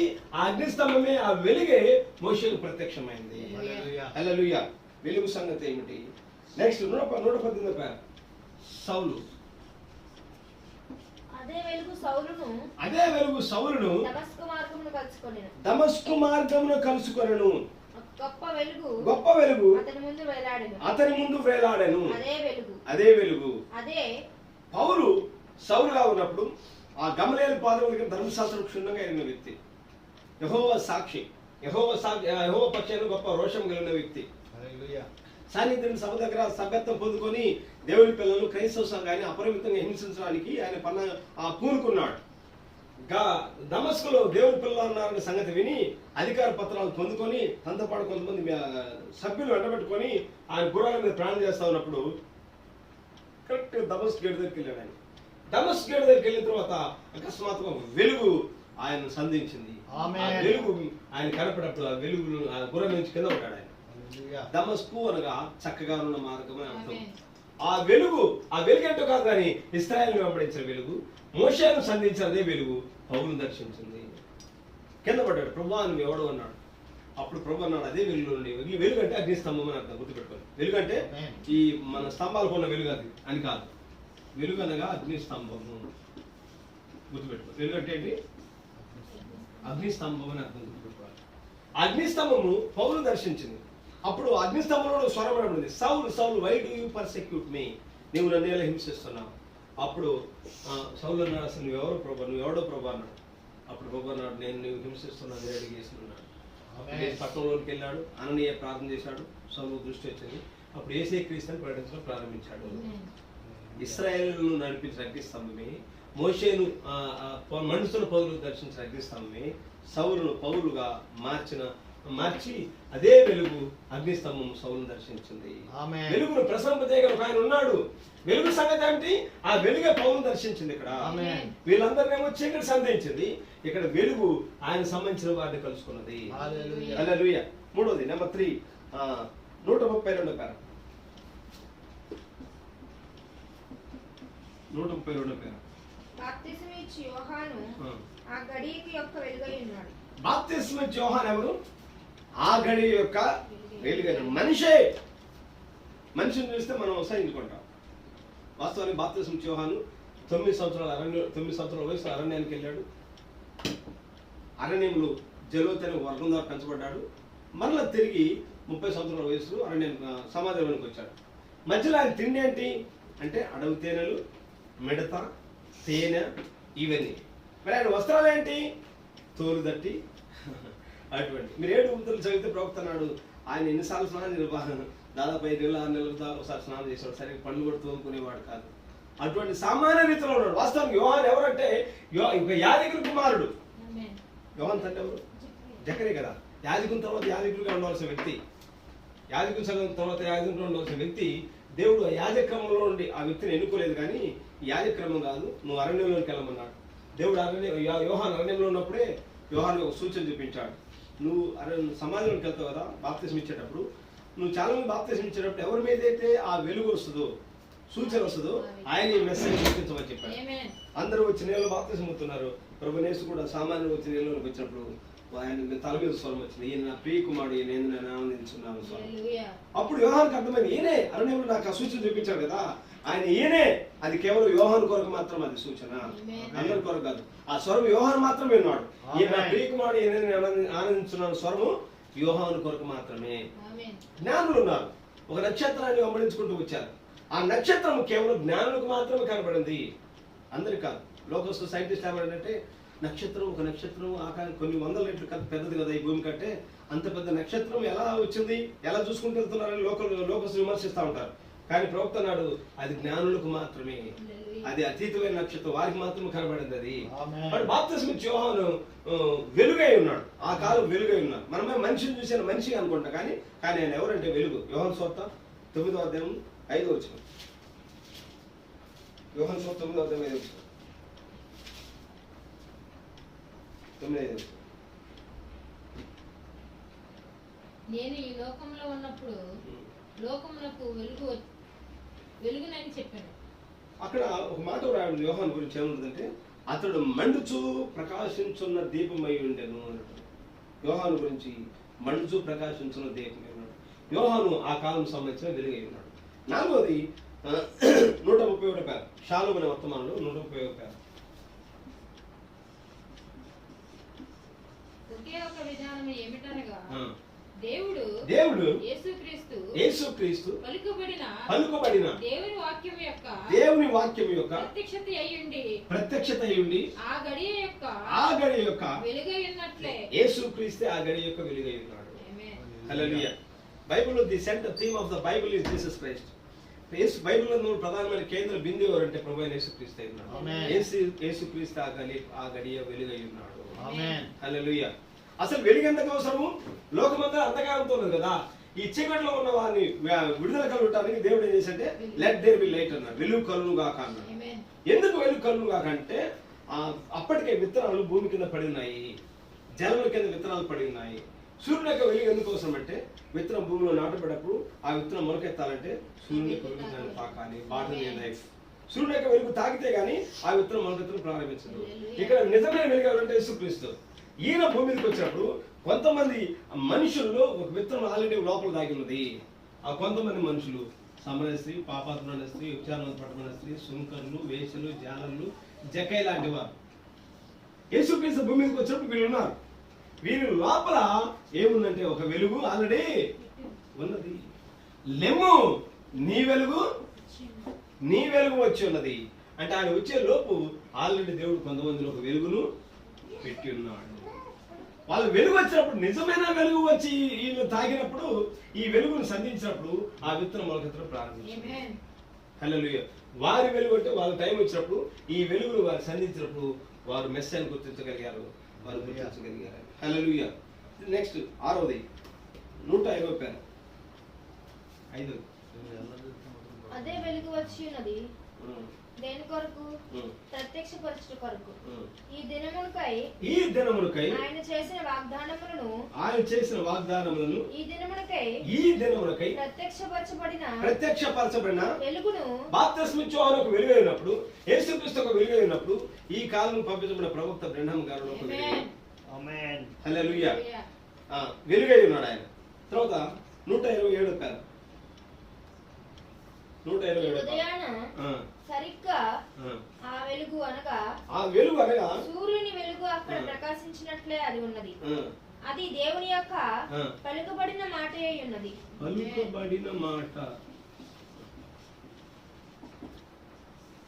పలుకబడిన మాట అది వెలుగునిస్తా ఉంటుంది. ఉదాహరణ మీకు అర్థం కాదు. ఒక కోనేరు ఉంది. ఆ కోనేరు దగ్గరికి అనేక మంది రోగులు వచ్చి అక్కడ ఉన్నారు. దూత వచ్చి నీటిని కదిలించినప్పుడు ఎట్టి వ్యాధి గలవాడైనా ఆ నీళ్ళలో దిగుతాడు ఏమవుతాడు? స్వస్థ పొందు. అయితే వాళ్ళు దేనికోసం ఏం చేయాలి? దూత ఎప్పుడు వస్తుంది? నీటిని ఎప్పుడు కదిలిస్తుంది. దూత వచ్చి నీటి మామూలుగా ఇలా తిరుగుతుంది వాటర్. దూత వచ్చి నీటిని కదిలినప్పుడు వాటర్ ఇట్లా రివర్స్ తిరుగుతూ ఉంటుంది. హల్లెలూయా. అంటే అర్థం ఏంటంటే అందరు నమ్మే విధానాలు, అందరు నమ్మే బాట, అందరు నమ్మే సిద్ధాంతాలు కాదు. నిజమైన దూత, నిజమైన సేవకుడు వాక్యం బోధిస్తున్నప్పుడు వాక్యం రివర్స్ తిరుగుతా ఉంది. ఏంటంటే మీరు చెప్పే చాలా విరుద్ధము, చాలా విడ్డూరంగా ఉంది అన్నట్టుగా ఉంటుంది అది. హల్లెలూయా. అయితే మార్టిన్ లూథర్ దూత, ఆ కాలంలో మార్టిన్ లూథర్ అనే వ్యక్తి వచ్చి నీటిని కదిలించాడు. అంటే సంపూర్ణ వాక్యాన్ని కదిలించినప్పుడు కొంత గుంపు ఆ ప్రత్యక్షతలో దూకారు. ఆ వెలుగులో ఉన్నారు, వాళ్ళు రక్షించబడ్డారు. హల్లెలూయా. తర్వాత జాన్ వెస్లీ అనే దూత వచ్చాడు. ఆయన నీటిని కదిలించాడు. ఆ నీరు ఆ కాలంలో రివర్స్ జరిగింది, శుద్ధీకరణ మాత్రం. ఆ కాలంలో కొంతమంది ప్రజలు ఆ ప్రత్యక్షతలో దూకారు, వాళ్ళు రక్షించబడ్డారు. ప్రవక్త బ్రహ్మ అనే దూత, 7వ దూత వచ్చి నీటిని కదిలించాడు. ఈ కాలంలో కొద్దిమంది ప్రజలు ఎన్నిక చేయబడి వాక్య వధువు ఆ ప్రత్యక్షలు ముందు వెనుక ఆలోచించకుండా, రీజన్స్ ఆలోచించకుండా ఆ ప్రత్యక్షత నమ్మారు. వాళ్ళు ముద్రించబడ్డారు. అయితే అందరు మిగతా వాళ్ళందరూ దూత వచ్చి నీటిని కదిలించబడి దూకారు. అయితే అక్కడ 30 సంవత్సరాలు వ్యాధికి వస్తున్నాడు. వాడు అట్లాగే వెయిట్ చేస్తా ఉన్నాడు. అయితే వాడి టైం దూకే టైం కాదు, కానీ పలుకుబడిన మాటే, వాగ్దానం చేయబడిన వాక్యమే శరీరధారిగా ఆయన దగ్గరికి వచ్చి నువ్వు లేచి నీ పరిపెత్తుకొని నడుమని పలుకుబడిన మాట మనల్ని తాకింది. వాడు దిగ్గులు లేచాడు ఆయన. హల్లెలూయా. తర్వాత నెక్స్ట్ 7వది 112 పేరు 112 పేరు.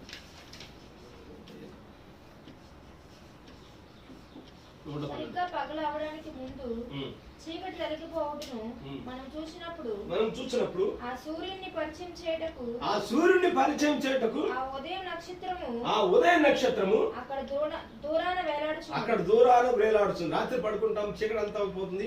చీకటి తెరలు తొలగిపోయే సమయమున ఇక తెల్లవారుతున్నదని అన్నంగా, సూర్యుడు ఉదయిస్తాడని అన్నంగా దానికి ముందుగా ఒక నక్షత్రం ప్రకాశిస్తా ఉంటుంది. అది ఉదయ నక్షత్రము.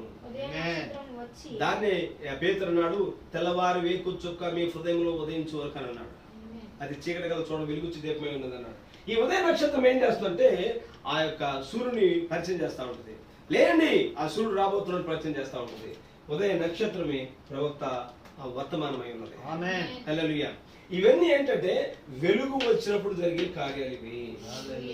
వెలుగును ప్రసరింపజేయడానికి ఒక ఆయన ఉన్నాడు. వెలుగును ప్రసరింపజేయగల ఒక ఆయన ఉన్నాడు. ఆ వెలుగును ప్రసరింపజేయగల ఆయన వచ్చినప్పుడు ఏం జరుగుతుందంటే, వెలుగును ప్రసరింపజేయగల ఒక ఆయన ఉన్నాడు. 91వ పేర వెలుగును ప్రసరింపజేయగల ఒక ఆయన ఉన్నాడు. మెసేజ్ 91వ పేర.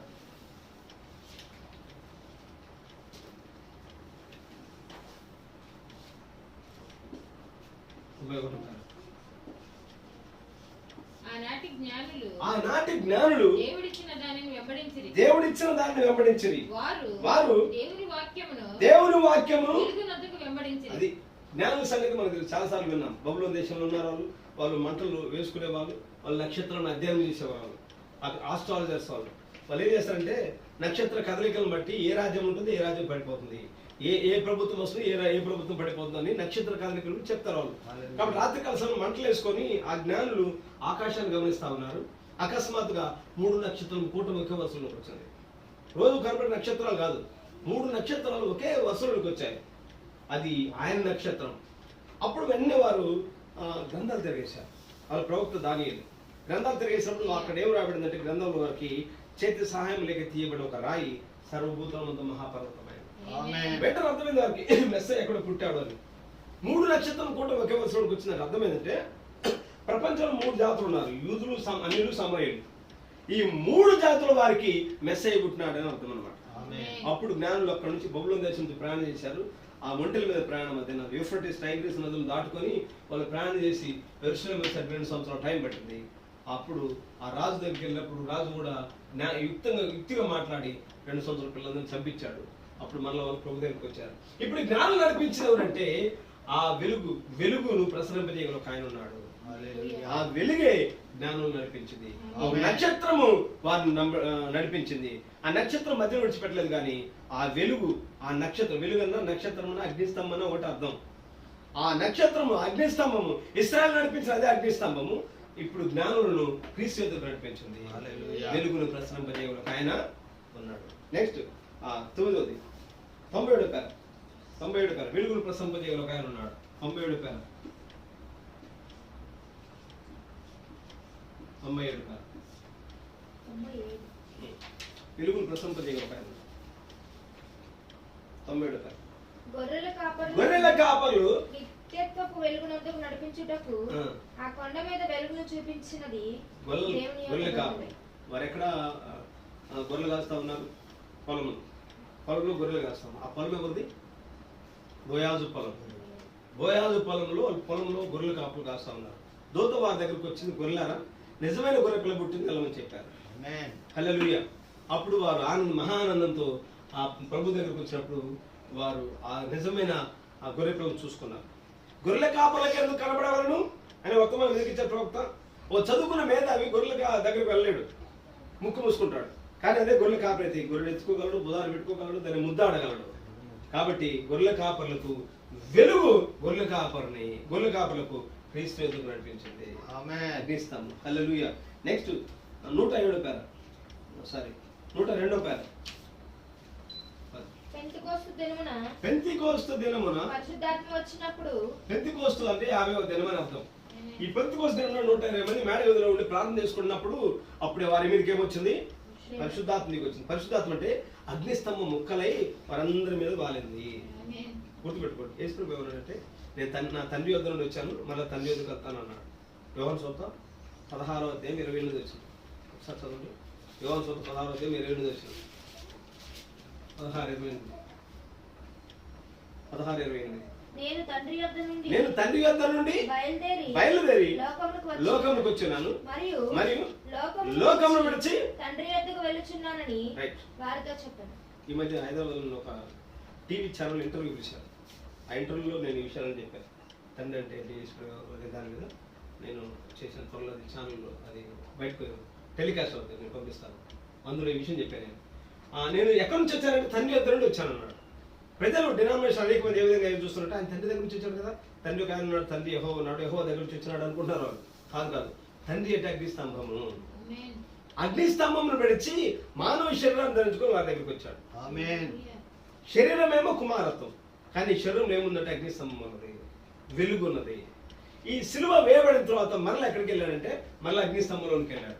తండ్రి యొద్ద నుండి వచ్చాడు, మరలా తిరిగి తండ్రి యొద్దకు వెళ్తున్నాడు. మరలా అగ్నిస్తంభంలో కలిసిపోయాడు ఆయన. అగ్నిస్తంభం కలిసిపోయి పెంతెకోస్తు దినమున అదే అగ్నిస్తంభం ముక్కలై పరిశుద్ధాత్మ రూపమున వారు లోపలికి వచ్చాడు. హల్లెలూయా. అందుకనే మన పైన ఉన్న దేవుడు, మనతో ఉన్న దేవుడు, మనలో ఉన్న దేవుడు ఆయన ప్రభు అయిన యేసుక్రీస్తు అయి ఉన్నాడు. హల్లెలూయా. కాబట్టి పెంతెకోస్తు దిన పరిశుద్ధాత్మ వారి మీదకి వచ్చినప్పుడు వెలుగు వారిని సంధించి ఆ వెలుగు అగ్నిస్తంభం, ఆ వెలుగును ప్రసరింప చేయగల ఆయన ఉన్నాడు. 120 మంది యేసుక్రీస్తును వాళ్ళు ప్రత్యక్షపరిచారు. హల్లెలూయా. 107వ పేర వెలుగును ప్రసరింప చేయగల ఆయన ఉన్నాడు. 107వ పేర ఈ లోకమును ఎదురు చూసినట్టు ఎంతో కాలంగా వాగ్దానం చేయబడిన మెస్సియా ఆయనే ఉండెను. ఆయన మెస్సియాని గురించిన వాగ్దానం యొక్క ప్రవక్తలు చిన్న దేవుళ్ళు ప్రవక్తల యొక్క పరిశుద్ధ దైవిక శక్తి అంతటిని ఆయనే నెరవేర్పు అని చెప్పుచున్నాడు. వారు చిన్న దేవుళ్ళు. అది ప్రవక్తలు ఎవరు? చిన్న దేవుళ్ళు. ప్రవక్తలు ఎవరు? చిన్న దేవుళ్ళు. ఒకసారి ఒక మెసేజ్ ఇచ్చాడు ప్రవక్త, వింత వ్యక్తి అనే వర్తమానం ఇచ్చాడు, చదవండి. అందులో ఏమన్నా అంటే ఒక వజ్రాన్ని మీరు తీసుకోనండి, వజ్రము మీరు కోస్తే వజ్రంలో వచ్చిన ఒక ముక్కను ఏమంటారు? వజ్రం నుండి ఒక ముక్క బయటకు వచ్చింది, ఆ ముక్కను ఏమంటారు? వజ్రం అంటారు కదా. గ్రేట్ డైమండ్, గొప్ప వజ్రం ఎవరంటే దేవుడు. ఆ వజ్రంలో నుండి బయటకు వచ్చిన ముక్కలే ప్రవక్తలు ఉన్నారు. హల్లెలూయా. ప్రవక్తలు చిన్న దేవుళ్ళు అని కానీ పెద్ద ఊరికి షాక్ అయిపోతారు. వీళ్ళకి పెద్ద గొప్ప మర్మం తీసినట్టు, అమ్ము ఈశ్వరుడు తప్ప మేము పూజించమండి అంటారు. దేవుడి ప్రవక్తలు దేవుళ్ళలో నుండి బయటకు వచ్చిన వాళ్ళు ప్రవక్తలు. దేవుడు ఆ ప్రవక్తలు అలా వాడుకున్నాడు. వజ్రంలో నుండి తీయబడిన ముక్కలు వీళ్ళు, దేవుళ్ళలో నుండి వచ్చిన వారు. వారెవరో కాదు కానీ ఆ వెలుగును ప్రసరింపజేయగల ఒక ఆయన ఉన్నాడని రుజువు చేసే వాళ్ళ ప్రవక్తలు అయ్యారు. హల్లెలూయా. నెక్స్ట్ 12. నెక్స్ట్ 12. 107 పేర. 107 పేర ఇక్కడ కూడా యేసుక్రీస్తు గురించి చెప్పాడు. 107 వెలుగును ప్రసరింపజేయగల ఆయన ఉన్నాడు. దాంట్లో ఆయనే మెస్సయ్యగా లోకమునకు రానుండెనని ఎప్పుడో వాగ్దానం చేయబడును. లోకం ఎదురు చూచుండెను. మెస్సయ్య వాగ్దానము బయలుపరచబడుటగా ఆయన ఉండెను. ప్రవక్తల ప్రవచన సారమైన యేసుక్రీస్తు. యేసుక్రీస్తు ఎవరు? ఆయన పుట్టుక మునిపి అనేక మంది ప్రవక్తలు ఆయన గురించి ప్రవచించారు. సడన్ గా ఊడిపడలేదు ఆయన. ఆ ప్రవక్తలు ప్రవచించిన ప్రవచన సారం అయితే ఆయన ఏముందంటే వెలుగున్నది, హై వోల్టేజ్ పవర్. సీనా పర్వతం మీదకి ఆయన దిగి వచ్చినప్పుడు యెహోవా పెద్ద ఆ పర్వతాన్ని ఎవరు తాకినా చనిపోయేవారు. శిష్యులు ఇశ్రాయేలు కింద ఉండి వాళ్ళు ఏడుస్తా ఉన్నారు, అయ్యా దేవుడు మాట్లాడి చనిపోతా, మేము మోషే మాట్లాడి చాలన్నారు. అంత హై వోల్టేజ్ పవర్ కలిగిన దేవుడు యేసుక్రీస్తుని శరీరానికి 2000 సంవత్సరాల క్రితము శరీరాన్ని దంచుకొని భూమి మీదకి వచ్చాడు. ఆమేన్. ఇప్పుడు కరెంటు వైర్లు ఎవరు పట్టుకుంటే ఏమైపోతాం? షాక్ తింటాం. కరెంటు వైర్లు పట్టుకోలేము. కానీ కరెంటు వైర్లు పట్టుకోవడానికి దాని మీద పైన ఒక ఇన్సులేషన్ వైర్ ఉంటుంది. ఇన్సులేషన్ వైర్ ఉంటే చిన్నపిల్లడు వెళ్ళి పట్టుకోగలరు. కానీ దాని లోపల ఏం ప్రవహిస్తుంది? హై వోల్టేజ్ కరెంటు ప్రవహిస్తా ఉంది. ఈ ఇన్సులేషన్ వరే యేసుక్రీస్తు అని శరీరం అయి ఉన్నది. ఆయన లోపల ఏం ప్రవహిస్తుందంటే అగ్నిస్తంభం ప్రవహిస్తా ఉంది. హై వోల్టేజ్ పవర్ వెలుగు ఆయన లోపల ప్రవహిస్తా ఉంటుంది. ప్రభా ఇంతమంది నీ మీద పడుతున్నారు కదా, ప్రత్యేకంగా నన్ను ముట్టినవాడు ఎవరు అంటావేంటి అని నా శిష్యులు. ప్రభా అన్నాడు, లేదు లేదు, ఎవరు నన్ను ముట్టారన్నాడు. అంటే చాలా మంది ఆయన శరీరాన్ని తాకారు జనాలు, కానీ ఒక స్త్రీ మాత్రము లోపల పవర్ టచ్ చేసింది. వెంటనే రక్తధార లోపల వెలుగు అగ్నిస్తంభం తాకిందామా, అగ్నిస్తంభం తాకిందామా, ఆ గడియ సంవత్సరం వెలుగును తాకింది, ఆ వెలుగును పొందుకున్నదామా. హల్లెలూయా. నెక్స్ట్ 6వది బిల్లీ పాల్ కళ గురించి చెప్పాడు ఆయన. 13 బిల్లీ పాల్కి ఒక కళ వచ్చింది, చదువు. బిల్లీ పాల్ కళ, రెండవ గారి కుమారుడు బిల్లీ పాల్. బిల్లీ పాల్ కళ 138 పేరు. 138 నుండి 130 నుంచి 142 వరకు చదవండి. అక్కడ ప్రభు యొక్క రాకడ గురించి ఉంది. అక్కడ 130 నుంచి 142 వరకు ప్రభు యొక్క రాకడ గురించిన కళది. బిల్లీ పాల్కి వచ్చిన కళ. నా కుమారుడు బిల్లీ పాల్ తన నిద్రలో మాట్లాడుచుండెను, కానీ అతనికి తరచూ కలలు రావు. ఒక రాత్రి అసలు సాధ్యం బిల్లీ పాల్ కళలు రావు. ఒకసారి ఒక కళ వచ్చింది బిల్లీ పాల్ కంటే బ్రెండన్ గారి కుమారునికి ఒక కళ వచ్చింది. ఒక రాత్రి అతనిని ఒక కళ ఆయన వచ్చిన కళ కలవరపరిచింది.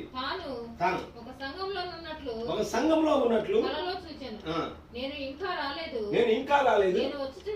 నేను వచ్చుండగా నా కళ్ళలో నుండి బ్రెండన్ గారు ఆయన కళ్ళలో నుండి అగ్ని బయటకు రావడం చూశాడు బిల్లీ పాల్.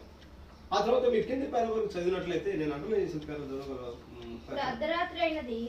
అప్పుడు అర్ధరాత్రి అయినది తెల్లవారేలోపు యేసు ఇక్కడ ఉంటాడు. చూడగలిగాడు. ఆ 30 ఇంటికి వెళ్ళి మరోసారి ఆ పేర చదువుని ఆ బుక్ మీకే ఇస్తాను, చదువుకోండి. 130 నుంచి 142 వరకు బ్రెండన్ గారి గురించి బిల్లీ పాల్ కలగన్నాడు. అది ప్రభు యొక్క రాకడ కూర్చున్న కళ అయి ఉన్నది. అందులో అన్నాడు ఆయన ఇప్పుడు ఇక్కడే ఉన్నాడు అన్నాడు. ఆయన వచ్చే ఉన్నాడు, తెల్లవారింది, ఆయన ఇక్కడే ఉన్నాడు అని చెప్పుకుంటూ వచ్చాడు. ఆ వర్తమానం ఎప్పుడు చెప్పాడు ఆయన? 63లో డిసెంబర్ నెలలో చెప్పాడు. ముద్రలు ఎప్పుడు ఇప్పటాయి? 63 మార్చిలో ఇప్పటాయి. ముద్రలు ఇప్పడిన తర్వాత ఆ వర్తమానం చెప్తున్నాడు ఆయన తెల్లవారుజామైంది, ఇక్కడే ఉన్నాడు, ఆయన వచ్చే ఉన్నాడు అని చెప్పుకుంటూ వచ్చాడు. ఆ కళ సారాంశం అది. ఆ కాలపు వెలుగు బిల్లీ పాల్ కూడా తాకింది. హల్లెలూయా. చివరిగా 14 150 పేర 150 పేర నేటివ్ 150. గుర్తుంచుకోనండి, మనం నిన్నటి వెలుగు వలన జీవించలేము. నిన్నటి వెలుగు గతించినది. అది ఇంకా ఎంత మాత్రము లేదు. ఆ నిన్నటి వెలుగు జ్ఞాపకం మాత్రమే అయి ఉన్నది. అది ఏ రోజు వెలుగు దేవుడు ఆ రోజు పంపిస్తా ఉన్నాడు.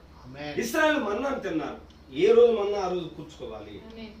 నిన్నటి ఈ రోజు మన్నా రేపు దొరుకుతుందో లేదో రేపు దాచిపెట్టుకుంటే ఏమవుతుంది? పురుగులు పడతా ఉంటుంది. ఏ రోజు సంబంధించిన ఆ వెలుగు, ఏ రోజు సంబంధించిన ఆహారం ఆ రోజు సమకూర్చుకోవాలి.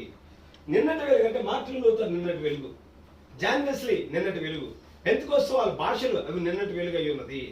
ఈ కాల వెలుగు ఎవరంటే మలాకి 4. ఈ కాల వెలుగు అంటే ప్రకటన 10వ అధ్యాయం. ఈ కాల వెలుగు ఎవరంటే దేవుని కుమారుడు ప్రత్యక్షపరచబడే కాలం ఉన్నది. ఈ కాలం ఎవరంటే వెలుగు ఏంటంటే ప్రకటన 10వ అధ్యాయం 8 నుంచి 11 వరకు ఉన్న దేవుని వాక్యపు వధువు బయటకు రావటం అయి ఉన్నది. నిన్నటి వెలుగు కాదు కానీ ఈ కాలం వెలుగు అయి ఉన్నది. హల్లెలూయా. అక్కడ ఏమంటాడు? సూర్యుడు తూర్పు నుంచి 160 పేర 160 పేర సివిలైజేషన్ గురించి మాట్లాడుకుంటూ వచ్చాడు ఆయన. 165 పేర సూర్యుడు ప్రతిసారి తూర్పు నుండి పశ్చిమానికి ప్రయాణం చేయడం. ప్రతిసారి తూర్పు నుండి పశ్చిమముకు ప్రయాణం చేస్తాడు. సూర్యుడు తూర్పు నుండి ప్రయాణం చేస్తాడు. ఎక్కడ ప్రయాణం చేస్తున్నాడు? పశ్చిమముకు ప్రయాణం చేస్తాడు. ఇది ఈస్ట్, ఇది వెస్ట్. తూర్పు నుండి పశ్చిమముకు ప్రయాణం చేస్తాడు సూర్యుడు. ఆమేన్. తూర్పు దేశాలంటే యెరూషలేము, ఇజ్రాయెల్, పరిసర ప్రాంతాలు. ఆయన ప్రారంభ దినాల్లో పౌలు వర్తమానం అందించినప్పుడు తూర్పు ప్రాంతాల్లో వర్తమానం ప్రకటించబడింది. అక్కడ నుండి జర్మనీ దేశంలో మార్టిన్ లూథర్ కాలంలో ప్రవహించి సముద్ర తీరాలు దాటి ఇప్పుడు పశ్చిమంలోకి వచ్చింది. పశ్చిమ అంటే వెస్ట్ అంటే అమెరికా. ప్రపంచ పటంలో అమెరికా పశ్చిమంలో ఉంటుంది. బైబిల్ మీరు గమనిస్తే తూర్పు అనేది బ్యాక్ స్లైడింగ్, తూర్పు అనేది తప్పిపోవటానికి సాదృశ్యమై ఉన్నది, అంటే గతించిన దానికి సాదృశ్యమై ఉన్నది. లోతు తూర్పుకి వెళ్ళాడు, అబ్రాము పశ్చిమానికి వెళ్ళాడు. హల్లెలూయా. ఈ అమెరికా దేశం ప్రపంచ పటంలో అమెరికా తూర్పులో పశ్చిమాన ఉంటుంది. అమెరికాలో అరిజోనా రాష్ట్రం అనేది పశ్చిమాన ఉంటుంది. అరిజోనా రాష్ట్రంలో సన్సెట్ అనే పర్వతం పశ్చిమాన ఉంటుంది. కాబట్టి సూర్యుడు నీతి సూర్యుడు యేసుక్రీస్తు తూర్పున యెరూషలేము పరిసర ప్రాంతంలో అక్కడి నుంచి ప్రవహించి సువార్త ప్రయాణం చేసుకుంటూ అమెరికా పశ్చిమానికి వచ్చింది. సాయంకాలం అస్తమయ కాలం వెలుతురు కలుగునని రాయబడింది. ఈ సాయంకాల సమయంలో దేవుడు ప్రవక్తను పంపించాడు. ఆ వెలుగు ఈ కాల ప్రవక్తను తాకింది. ఆ వెలుగు ప్రయాణం చేసుకుంటూ సరాసరి అది మన దగ్గరకు వచ్చింది. హల్లెలూయా.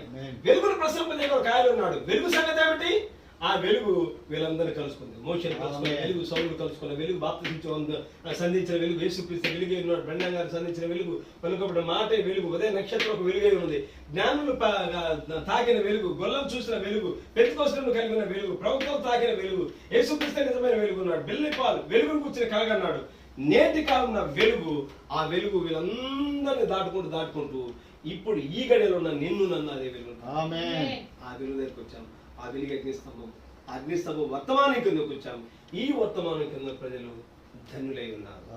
హల్లెలూయా. లెమ్ము, నీ వెలుగు వచ్చింది. నీ అంటే దేవుడు కొంతమంది ముందుగానే పెట్టాడు, వాళ్ళు వెలుగుని పెట్టారు. ఆ వెలుగు వారిని తాకినప్పుడు ఖచ్చితంగా వాళ్ళు ఎన్లైట్ వెలిగించబడతా ఉంటారు. చాలాసార్లు చెప్పుకున్నాం కదా, ఆ వజ్రాల గనికి ఒక వ్యక్తి వెళ్ళినప్పుడు ఒక స్పెషల్ టార్చ్ వాడతారంట. ఆ టార్చ్ వేసినప్పుడు ఏది వజ్రపు రాయి ఏది మామూలు రాయి మీద అర్థమైపోదు. మామూలు రాయి మీద టార్చ్ చేస్తే అదంతా రిఫ్లెక్ట్ అవ్వదు. వజ్రపు గని మీద వేసినప్పుడు అది రిఫ్లెక్ట్ ఇస్తూ ఉంటుంది.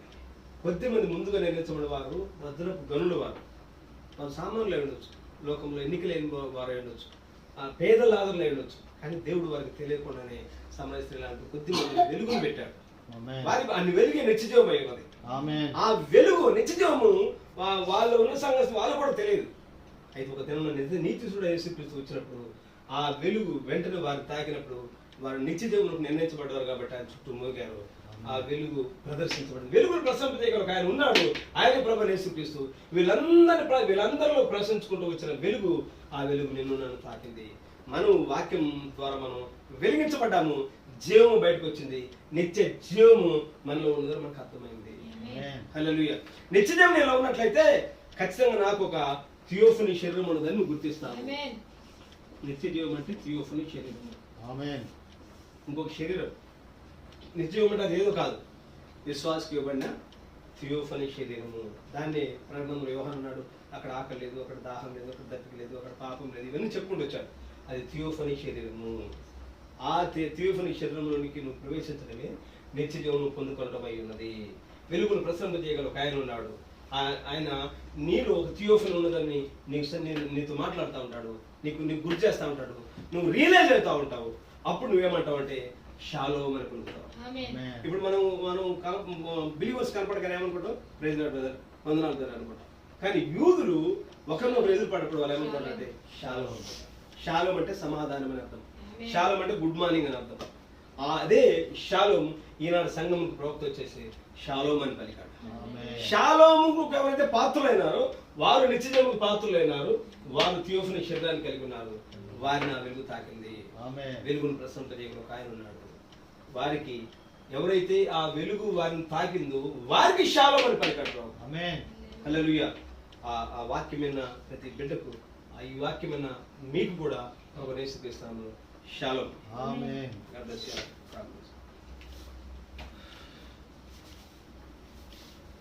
ప్రార్థన.